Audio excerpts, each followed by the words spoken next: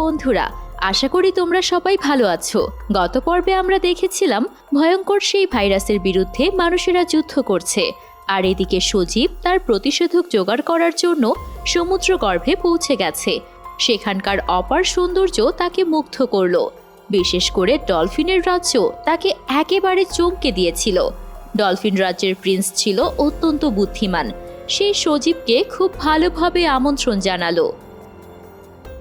ডলফিনের রাজ্যে আপনাকে স্বাগত মিস্টার সজীব। এবার বলুন, আমরা আপনাকে ঠিক কিভাবে সাহায্য করতে পারি? আপনি হয়তো জানেন না মিস্টার প্রিন্স, আমাদের পৃথিবী এক ভয়ঙ্কর দুর্যোগের কবলে পড়েছে। একটা ভয়ঙ্কর ভাইরাসের আক্রমণ হয়ে হাজার হাজার মানুষ মৃত্যুর সাথে পাঞ্জা লড়ছে। হ্যাঁ মিস্টার সজীব, আমরা সবকিছুই জানি। কিন্তু আপনারা এত খবর ঠিক কোথা থেকে জোগাড় করলেন? আমরা জ্ঞান বিজ্ঞানে মানুষের চাইতে কোনো অংশে কম এগিয়ে নই। সব খবর আমাদের কানে ঠিক সময় মতো এসে পৌঁছায়। এমন একটা ভয়ঙ্কর কবলে পৃথিবীর মানুষেরা পড়বে তা আমরা আগে থেকেই জানি। এই বিপদ থেকে এখন পৃথিবীর মানুষেরা ঠিক কিভাবে বাঁচতে পারে আপনি আমাদের প্রতিষেধক দিয়ে সাহায্য করুন।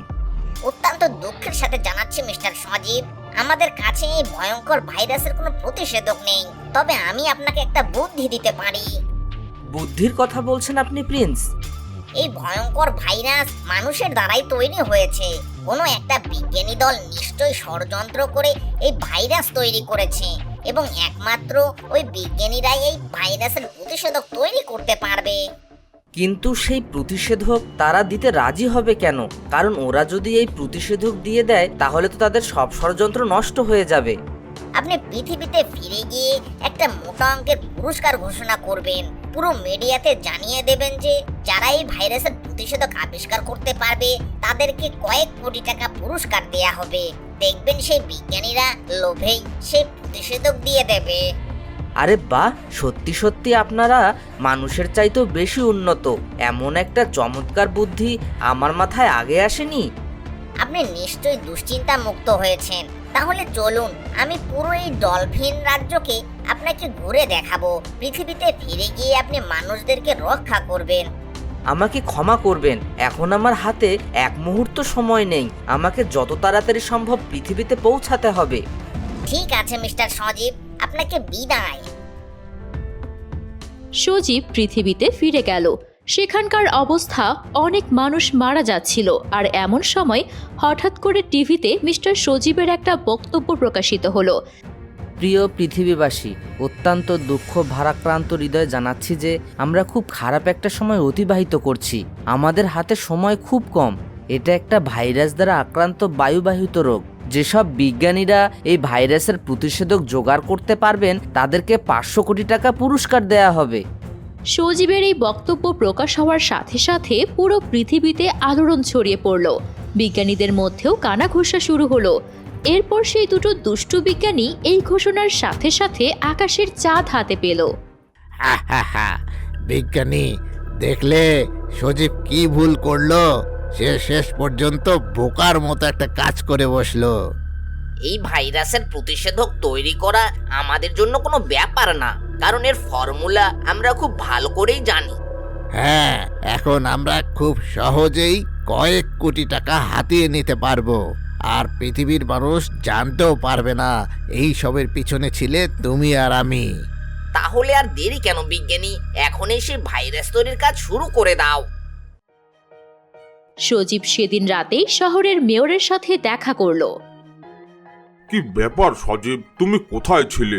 আমি বেশ কয়েকবার তোমার খোঁজ করেছি। পৃথিবীর মানুষগুলো মারা যাচ্ছে, আর তুমি কোথায় না কোথায় ঘুরে বেড়াচ্ছ। মিস্টার মেয়র, পৃথিবীর এই এমন অবস্থার জন্য আমি মোটেই দায়ী নই। এই ঘটনার সাথে যারা জড়িত তাদের আমি খুব তাড়াতাড়ি সামনে আনবো। আমি তো তোমার কথা কিছুই বুঝতে পারছি না। আমি এটাই বলতে চাইছি যে বায়ুমণ্ডলে কোনো বিষাক্ত ভাইরাসের কারণেই সব মানুষ এমন অসুস্থ হয়ে গেছে, গ্রহাণু ধ্বংস করার জন্য নয়। কিন্তু বায়ুমণ্ডলে এরকম একটা বিষাক্ত ভাইরাস কি করে এলো? সেটা প্রমাণ করা শুধু সময়ের অপেক্ষা। আপনি আমাদের কিছুদিন সময় দিন, আমি এটা নিশ্চয়ই প্রমাণ করব। সেই দুটো দুষ্টু বিজ্ঞানী মনের আনন্দে সেই প্রতিষেধক নিয়ে গেল মেয়রের সাথে দেখা করতে। আপনাদেরকে আর কিছুই করতে হবে না সজীব। এই দেখুন, আমরা প্রতিষেধক তৈরি করে এনেছি। এটা বায়ুমণ্ডলে ছিটিয়ে দিলেই পৃথিবীর মানুষরা সম্পূর্ণ নিরাপদ থাকবে। হ্যাঁ, আমরা খুব দ্রুত এই ভাইরাসের প্রতিষেধক তৈরি করে ফেলেছি, আর এবার পুরস্কারটাও আমরাই পাবো। দেখলে সজীব, ওরা কত তাড়াতাড়ি ভাইরাসের প্রতিষেধক তৈরি করেছে। যা ভালোই হলো, এবার আমরা এই প্রতিষেধকটাকে ঠিকমতো কাজে লাগাবো। বাহ, আপনাদের অভিনন্দন এত তাড়াতাড়ি ভাইরাসের প্রতিষেধক তৈরি করার জন্য। কিন্তু আপনারা প্রতিষেধক কি করে তৈরি করলেন? বাতাসে ঠিক কী ধরনের ভাইরাস আছে? মানে আমরা আসলে অনেক দিন ধরে কাজ করছিলাম। মানে আপনি পুরস্কার ঘোষণা করার পরে না না মানে কিন্তু আপনাদের পক্ষে তো এটা জানা কখনোই সম্ভব নয়। তার মানে এই ভাইরাসটা মেশানোর পেছনে আপনাদের হাত রয়েছে। এখনো সময় আছে। যদি সত্যিটা স্বীকার না করেন তাহলে কিন্তু আমি আইন শৃঙ্খলা বাহিনীকে ডেকে আপনাদেরকে তাদের হাতে তুলে দিতে বাধ্য হব। না না না, আমরা এ ব্যাপারে কিছু জানি না। আমরা এই প্রতিষেধক এবং ফর্মুলা আপনাদেরকে দিয়ে দিচ্ছি। দয়া করে কাউকে কিছু জানাবেন না প্লিজ, আমাদেরকে ছেড়ে দিন। আচ্ছা, এতক্ষণ তাহলে পুরো ব্যাপারটা স্পষ্ট হয়ে গেল। আপনার বুদ্ধির প্রশংসা করছি সজীব। আপনি ঠিক খুঁজে বের করতে পেরেছেন এই ভাইরাসটা মানুষ তৈরি করেছে, আর তাই তো আপনি এত মোটা অঙ্কের টাকা পুরস্কার ঘোষণা করেছেন। দয়া করে আমাদের ক্ষমা করে দিন, আমাদের অনেক বড় ভুল হয়ে গেছে। ক্ষমা? তোমাদের মতো নরপশুদের কোনো ক্ষমা নেই। তোমাদের জন্য কত মানুষ মারা গেছে তার কোনো ধারণা আছে? শুধুমাত্র লোভ আর হিংসার বশভূত হয়ে তোমরা এত বড় একটা অন্যায় করেছো। আমি অলরেডি পুলিশকে খবর দিয়ে দিয়েছি। কিছুক্ষণের মধ্যে ওরা এখানে এসে এদেরকে গ্রেফতার করে নিয়ে যাবে। এর কিছুক্ষণের মধ্যেই আইন শৃঙ্খলা বাহিনী এসে সেই দুটো দুষ্টু বিজ্ঞানীকে ধরে নিয়ে যায়।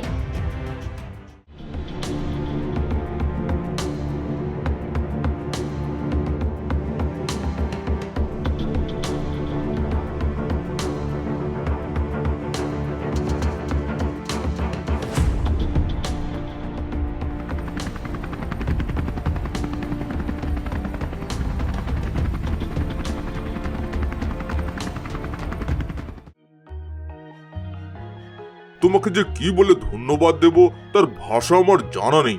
আজকে তুমি না থাকলে এত বড় একটা সত্যি সামনে আসতো না, আর এই ভাইরাসের প্রতিষেধক তৈরি করে এতগুলো মানুষের প্রাণ বাঁচানো সম্ভব হতো না। এদিকে সেই প্রতিষেধকের মাধ্যমে মানুষগুলোকে সুস্থ চিকিৎসা দেওয়া হয়। সাথে সাথে পৃথিবীর পরিবেশ শান্ত অবস্থায় আসে। বন্ধুরা, কেমন লাগলো আমাদের সজীবের পঞ্চম তথা শেষ পর্বটি? ভালো লেগে থাকলে কমেন্ট করে জানাও, আরেকটি লাইক দিয়ে দাও। পরবর্তীতে আবারও নতুন গল্প নিয়ে দেখা হবে। সেই পর্যন্ত সবাই ভালো থেকো। Bye bye.